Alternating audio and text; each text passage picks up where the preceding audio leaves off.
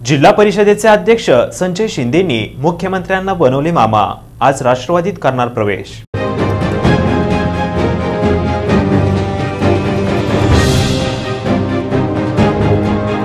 महाराष्ट्रात सोलापूर जिल्हा परिषदेचे एकमेव अपक्ष अपवादात्मक अध्यक्ष असणारे संजय मामा शिंदे आज भाजपला रामराम ठोकून माढा लोकसभेच्या रिंगणात उतरून विरोधकांचे उलटे काटे फिरवणार असल्याचे बोलले जात असून मामांची जिल्हा परिषद सत्तेसाठी राजनीती सोलापूरच्या दोन देशमुखांसह मुख्यमंत्र्यांनी सुद्धा अनुभवली असून दोन देशमुखांची तोंडे वेगवेगळ्या दिशेला असतानाही दोघांच्या दोन्ही हाताला पकडून तालमीच्या आखाड्यातून फिरवून नुसते त्यांचे डोळे गरगरत ठेवून चितपट न करताच जिल्हा परिषदेची खुर्ची 2 वर्षे आबाधित राखण्यात यशस्वी झाले। तर मामांच्या कूट राजनीतीला घाबरून माढा लोकसभेला उमेदवार मिळेना, कुणी आमच्या पक्षाला उमेदवार देता का उमेदवार अशी म्हणण्याची वेळ राष्ट्रीय पक्ष प्रमुखांवर आणून ठेवणाऱ्या मामांचा राजकीय दरारा जिल्ह्यासह लोकसभेच्या दुसऱ्या जिल्ह्यातील तालुक्यापर्यंत पोहोचला असून वरवर आव्हानारे आज दबक्या आवाजात आता 60 वर्षांची घराणेशाही संपुष्टात येणार की काय असे बोलले जात असून माढा करमाळ्यासह इतर तालुक्यातील मामाप्रेमींमध्ये